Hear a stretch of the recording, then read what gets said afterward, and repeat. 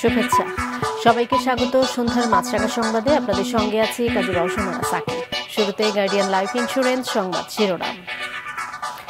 2 দফা সময় বাড়ানোর পরও এজেন্সিগুলোর অবহেলার কারণে 17,000 হজ যাত্রীর ভিসা হয়নি। এর মধ্যে 18টি এজেন্সি তাদের 5,000 যাত্রীর কারোরই ভিসা কার্যক্রম শুরুই করেনি।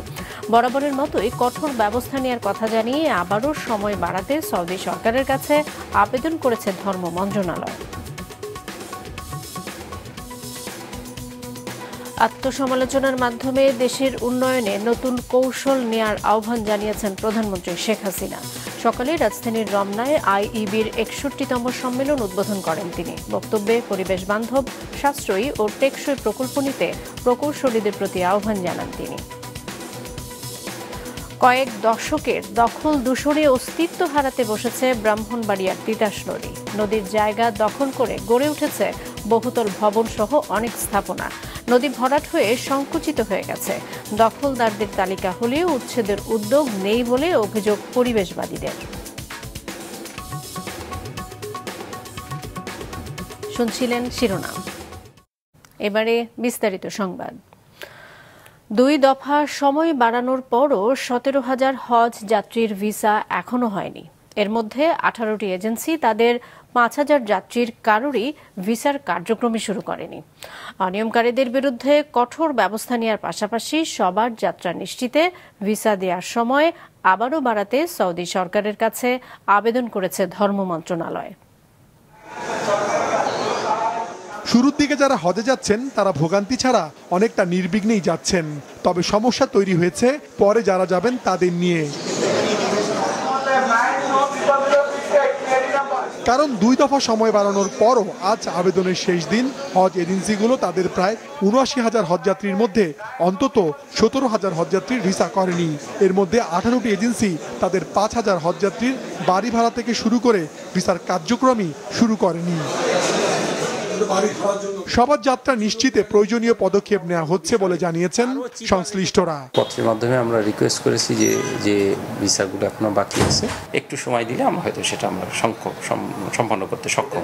এজেন্সির যদি কোনো গাফলতি থাকে, সংশ্লিষ্ট এজেন্সি কিন্তু সত্যিকার অর্থে লাইসেন্স বাতিল সহ যে কোনো আমরা কঠিন অ্যাকশন নিতে বাধ্য থাকবো। 17-18 হাজার বাকি আছে, তাদেরকে গাফিলতি করার সুযোগ দেওয়া হবে না। তারপরও কারো কোনো গাফিলতি থাকলে তার দ্বারা হজযাত্রীদের কোনো কিছু লঙ্ঘিত হলে বা প্রতারিত হলে তাকে কঠোর শাস্তি দেওয়া হবে। এদিকে মৃত্যু, শারীরিক অসুস্থতা কিংবা স্বেচ্ছায় যেসব নিবন্ধিত হজযাত্রী যাবেন না তাদের পরিবর্তে কোটা পূরণে এবারও অন্যদের নেয়ার সুযোগ রাখা হয়েছে। কোনো হজ এজেন্সি যাতে এই সুযোগের অপব্যবহার করতে না পারে এ বিষয়ে নজর দেওয়া জরুরি বলছেন সংশ্লিষ্টরা। যদি কোনো এজেন্সি হাজি যাবে, টাকা দিয়েছে, তাকে রিপ্লেসমেন্ট করে আরেকজন হাজি নিয়ে যায়, তাহলে সেই এজেন্সির 2021 সনে হজ ওমরা আইন অনুযায়ী তার বিরুদ্ধে ব্যবস্থা গ্রহণ করা সরকারের খুব জরুরি প্রয়োজন।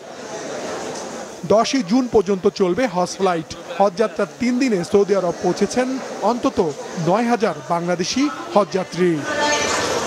মাশরুক রাহাত, মাছরাঙা সংবাদ, ঢাকা। যে কোনো প্রকল্প পরিবেশ বান্ধব, সাশ্রয়ী ও টেকসই হওয়ার প্রতি নজর রাখতে হবে প্রকৌশলীদের, বলেছেন প্রধানমন্ত্রী শেখ হাসিনা। সকালে রাজধানীর রমনায় আইইবির 61তম সম্মেলন উদ্বোধন করেন তিনি। আরও জানাচ্ছেন ইবতিসাম নাসিম মৌ। ইঞ্জিনিয়ার্স ইনস্টিটিউশন বাংলাদেশ আইইবির 61তম সম্মেলনের উদ্বোধনী অনুষ্ঠানে প্রধান অতিথি ছিলেন প্রধানমন্ত্রী শেখ হাসিনা। আইইবির 2030-এর স্বর্ণ পদক জয়ী 2 জনের হাতে পদক ও সনদ তুলে দেন প্রধানমন্ত্রী শেখ হাসিনা। সাফল্যের পাশাপাশি আত্মসমালোচনার মাধ্যমে দেশের উন্নয়নে নতুন কৌশল নিতে প্রকৌশলীদের আহ্বান জানান তিনি। বিগত সময়ে বিভিন্ন ক্ষেত্রে যারা দায়িত্বপ্রাপ্ত তাদের যে কর্মকাণ্ড, তার সাফল্য ব্যর্থতা সম্পর্কে পর্যালোচনা করবেন, বিশ্লেষণ করবেন। পাশাপাশি আমরা ভবিষ্যতে কিভাবে এগিয়ে যাব আরও দ্রুত উন্নতি করতে পারবো, সেই কৌশল কী কী হবে সেই বিষয়গুলিও আপনারা আলোচনা করবেন। সম্পদের সীমাবদ্ধতার কথা মাথায় রেখে কিভাবে উন্নয়ন অব্যাহত রাখা যায় সেদিকে প্রকৌশলীদের নজর দেওয়ার আহ্বান জানান প্রধানমন্ত্রী। বলেন, প্রকল্প পরিবেশ বান্ধব, সাশ্রয়ী ও টেকসই হওয়ার প্রতি নজর রাখতে হবে প্রকৌশলীদের। যে পরিকল্পনা হোক সেই পরিকল্পনা যেন এক নম্বর হচ্ছে পরিবেশ বান্ধব হতে হবে, কারণ জলবায়ুর অভিঘাত থেকে আমাদের দেশকে রক্ষা করা এটা আমাদের লক্ষ্য। জনগণ কতটুকু লাভবান হবে বা তার রিটার্ন কি আসবে বা যেটা আমাদের জন্য উপযোগী সেই ধরনের পরিকল্পনা নিতে হবে।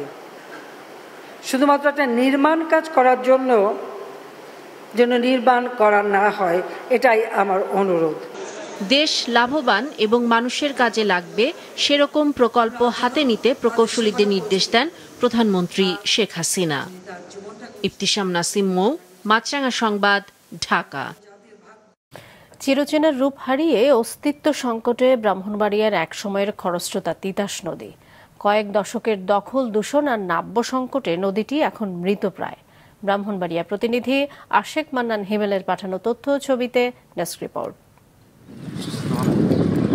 তিতাস নদীকে ঘিরে অদ্বৈত মল্লবর্মণের লেখা বিখ্যাত উপন্যাস তিতাস একটি নদীর নাম।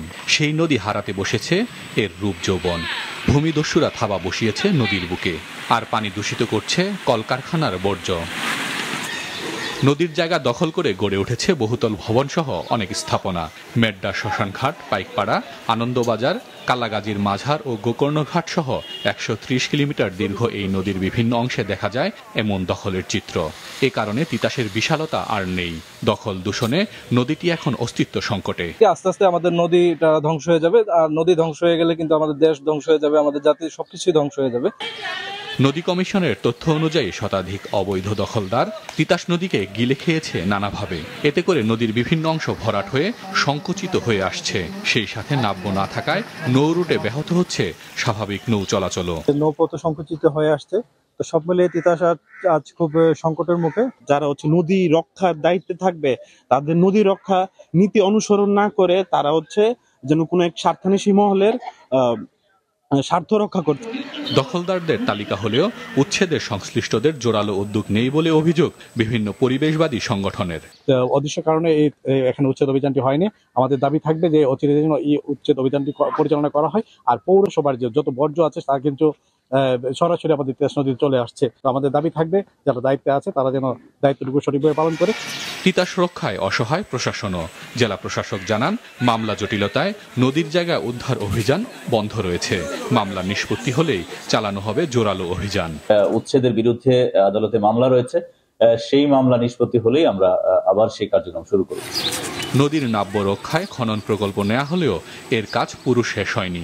রয়েছে অনিয়ম ও দুর্নীতির অভিযোগও। তিতাসের গভীরতা ধরে রাখতে ধারাবাহিক খনন প্রক্রিয়া প্রয়োজন বলে জানায় পানি উন্নয়ন বোর্ড। তিতাস এখন বর্তমানে কোনো কার্যক্রম নেই। আমাদের হয়তো আবার বছর 3 পরে আবার সেই তিতাসের সিলেট অবস্থা দেখে আবার সেখানে আমরা উদ্যোগ গ্রহণ করব। তিতাসের কুল জোড়া জল আর বুক ভরা ঢেউ আবারও ফিরে আসবে এমন প্রত্যাশা সবার। মাছরাঙা নিউজ ডেস্ক।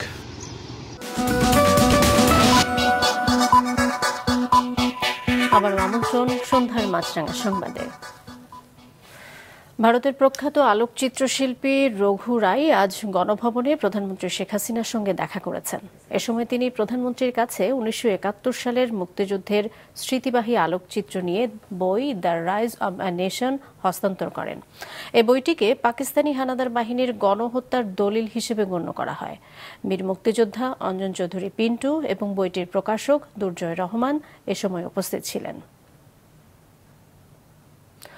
মার্কিন কূটনৈতিক ডোনাল্ড লু আসছেন জেনে বিএনপি কিছুটা চাঙ্গা হয়েছে, অথচ তিনি জানিয়েছেন লু আসছেন বাংলাদেশের সাথে সম্পর্ক উন্নয়ন করতে। বলেছেন আওয়ামী লীগের সাধারণ সম্পাদক ওবায়দুল কাদের। বিএনপি জামাতের ষড়যন্ত্রের বিরুদ্ধে বিকেলে মোহাম্মদপুরে শান্তি সমাবেশ করে আওয়ামী লীগ। এতে প্রধান অতিথির বক্তব্যে ওবায়দুল কাদের বলেন, বিএনপি ভারতের সাথে শত্রুতা করে দেশের অনেক ক্ষতি করেছে। অন্যদিকে শেখ হাসিনা ভারতের সাথে সুসম্পর্ক রেখেই পানি চুক্তি, সীমান্ত শান্ত চুক্তি ও সমুদ্র জয় করেছেন। বর্তমানে দ্রব্যমূল্য লোডশেডিংয়ের সমস্যা কিছুটা রয়েছে উল্লেখ করে তিনি বলেন, বৈশ্বিক যুদ্ধ পরিস্থিতির মধ্যেও বাংলাদেশের অর্থনৈতিক ভিত এখনও অনেক মজবুত। সমাবেশে আরও বক্তব্য রাখেন দলের সভাপতি মণ্ডলীর সদস্য জাহাঙ্গীর কবির নানক, যুগ্ম সাধারণ সম্পাদক মাহবুবুল আলম হানিফ প্রমুখ। মার্কিন সহকারী পররাষ্ট্রমন্ত্রী বাংলাদেশে আসছে, বিএনপি নেতারা আবার ক্ষমতার স্বপ্নে বিভোর হয়ে গেছে। লু আসছেন বাংলাদেশে শেখ হাসিনা সরকারের সঙ্গে সম্পর্ক আরো এগিয়ে নিতে, বিএনপির স্বপ্ন পূরণের জন্য আমেরিকাও আর আসবে না। আওয়ামী লীগ নয়, অদৃশ্য শক্তি দেশ চালাচ্ছে, ক্ষমতাসীনরা শুধু তাদের নির্দেশ পালন করছে বলে মন্তব্য করেছেন বিএনপি মহাসচিব মির্জা ফখরুল ইসলাম আলমগীর। যুবদল সভাপতি সুলতান সালাউদ্দিন টুকু সহ সব রাজবন্দির মুক্তির দাবিতে বিকেলে নয়াপল্টনে বিএনপির কেন্দ্রীয় কার্যালয়ের সামনে জাতীয়তাবাদী যুবদলের বিক্ষোভ সমাবেশে তিনি এমন অভিযোগ করেন। ফখরুল বলেন, গণতন্ত্র পুনরুদ্ধারে বিএনপির চলমান আন্দোলনে ভাটা পড়েনি। মানুষের ভোটাধিকার কেড়ে নিয়ে বর্তমান সরকার নির্বাচন ব্যবস্থা খেয়ে ফেলেছে। তিনি দাবি করেন, ব্যাংকগুলো লুটপাট করা হয়েছে, এর সাথে যুক্ত হয়েছে বাংলাদেশ ব্যাংক। দ্রব্যমূল্যের ঊর্ধ্বগতিতে জনগণের দেয়াল পিঠ থেকে গেছে। বিএনপি কখনোই সন্ত্রাস করে নাই, বিএনপি সন্ত্রাসের ইতিহাস নেই। সন্ত্রাসের ইতিহাস আপনাদের। ব্যাংক লুটপাট করে শেষ করে দিয়েছে, ব্যাংকের নতুন নতুন আইন করছে, যারা ঋণ খেলাপি, যারা ব্যাংক লুটপাট করছে তাদের স্বার্থে। এমনকি বাংলাদেশ ব্যাংক, যেটা নিয়ন্ত্রণ করার কথা কেন্দ্রীয় ব্যাংক, তারাও আজকে একই সঙ্গে যুক্ত হয়েছে। তাদের এই সমস্ত অপকর্ম যেন বাইরে বেরিয়ে না পড়ে, তাদের আবার সাংবাদিক ভাইদের সেখানে প্রবেশ নিষিদ্ধ করেছে। আওয়ামী লীগের বাইরে দেশে এখন কেউ রাজনীতি করতে পারছে না বলে অভিযোগ করে জাতীয় পার্টির চেয়ারম্যান জিএম কাদের বলেছেন, সরকারের সুবিধাভোগী রাজনীতিবিদরা এখন মানুষের অধিকার রক্ষায় কোনো কথা বলছেন না। সকালে বনানী কার্যালয়ে ঢাকা মহানগর উত্তর জাতীয় পার্টির এক মত বিনিময় সভায় জিএম কাদের আরও বলেন, জনগণ ও দলীয় লোকের মধ্যে অস্বাভাবিক বৈষম্যের সৃষ্টি করেছে এ সরকার। অর্থনৈতিক মন্দায় দেশ ভেসে যাচ্ছে আর এক শ্রেণীর মানুষ আরও ধনী হচ্ছে।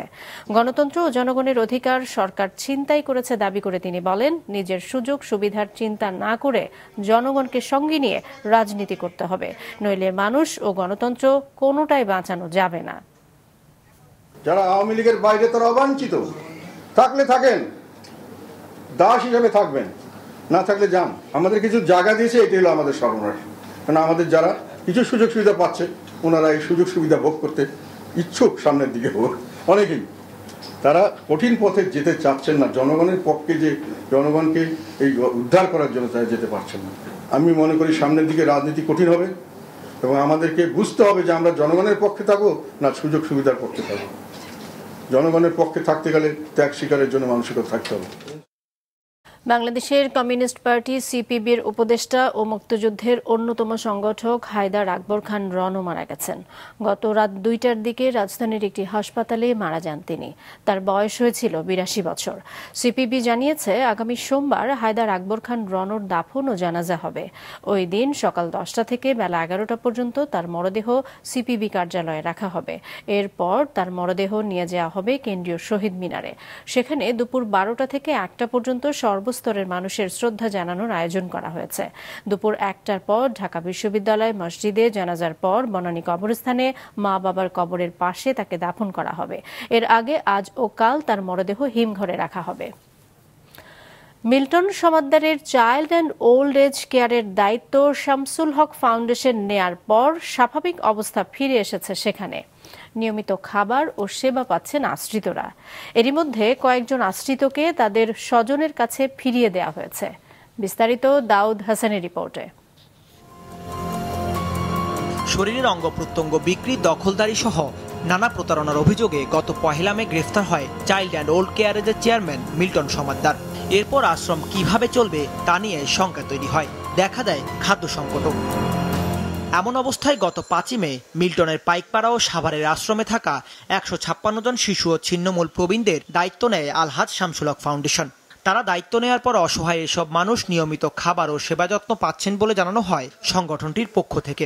গত 5 তারিখে আমরা এখানে আসি এবং এসে আলহামদুলিল্লাহ ওদের দৈনন্দিন যে বাজার সাজার যেগুলো খাওয়ার দাওয়ার শর্টেজ ছিল ওগুলো আমরা কিনে দিয়েছি। বাচ্চাদের দুধ, ওই প্যাম্পার্স, ডিম টিম যেগুলো দরকার ছিল ওগুলো আমরা কিনে দিয়েছি। পরবর্তী দিন দেখলাম ইলেকট্রিকের মিটারের বিদ্যুৎ নাই, গ্যাস নাই, তো এগুলো আবার ইলেকট্রিক মিটার বিদ্যুৎ এবং যে সমস্ত গ্যাসগুলো রয়েছে ওগুলো আমরা দিয়ে দিয়েছি। খাওয়ার মালিক আমরা না, খাওয়ার মালিক হচ্ছে আল্লাহ। এই মানুষগুলোকে আল্লাহ তাআলা এতদিন খাওয়াইছেন, বাকি জীবনটা ওদেরকে আল্লাহ তাআলা কিন্তু ক্ষুধার্ত রাখবেন না ইনশাআল্লাহ। সে আল্লাহর উপর বিশ্বাস করে ভরসা করে আমরা কিন্তু কাজ শুরু করে দিয়েছি এবং এইগুলো পর্যন্ত এইভাবে চলতেছে আর। গ্রেফতারের আগে মিল্টন বিভিন্ন গণমাধ্যমকে 2 জন চিকিৎসক আশ্রমে চিকিৎসা দেওয়ার কথা জানিয়ে আসলেও বাস্তবে তাদের দেখা মেলেনি। তাই আশ্রিতদের সেবার জন্য নিয়োগ দেওয়া হয়েছে নতুন চিকিৎসক। আমরা এখানে এসে কোনো ডাক্তার পাইনি, বরঞ্চ এখানকার স্টাফদের সাথে আলাপ করেছিলাম। ওনারা বলেছেন একজন গত 6 মাস ধরে অনুপস্থিত, আরেকজন আসছেন বা আমি কোনো ডকুমেন্ট দেখিনি। আমি উনি যদি এসে থাকে একজন ডক্টর তো কোথাও সাইন করবেন, প্রেসক্রিপশনে সাইন করবে, সেই প্রেসক্রিপশনগুলো আমরা পাইনি, কোথায় আছে সেটা আমরা জানি না। তো আমরা নতুন একজন ডক্টর নিয়োগ দিয়েছি। আশ্রিতদের সব ধরনের ব্যয়ভার শামসুল হক ফাউন্ডেশন থেকে বহন করলেও আপাতত কোনো দান অনুদান নিতে চান না বলে জানান সংগঠনটির চেয়ারম্যান।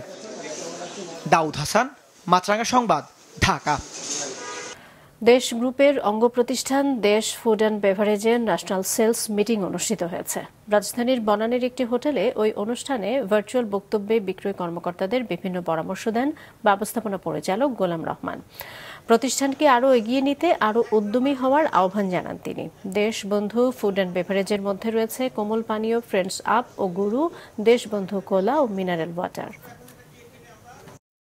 সন্ধ্যার সংবাদ শেষ করছি, তার আগে গার্ডিয়ান লাইফ ইন্স্যুরেন্স সংবাদ শিরোনামগুলো আরও একবার।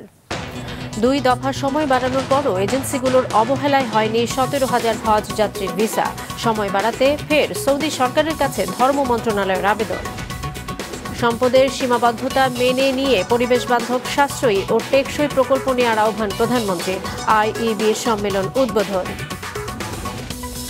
কয়েক দশকের দখল দূষণে অস্তিত্ব হারাতে বসেছে ব্রাহ্মণবাড়িয়ার তিতাস নদী। দখলদারদের তালিকা হলেও উচ্ছেদের উদ্যোগ নেই বলে অভিযোগ। এই ছিল সন্ধ্যা সংবাদে। ফেসবুকে আপডেট পেতে ভিজিট করুন মাছরাঙা টেলিভিশনের পেজে। ইউটিউব চ্যানেলেও দেখতে পারেন আমাদের সংবাদ, প্রতিবেদন এবং অনুষ্ঠান।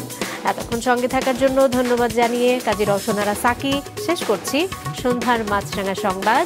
এই দিন এইভাবে।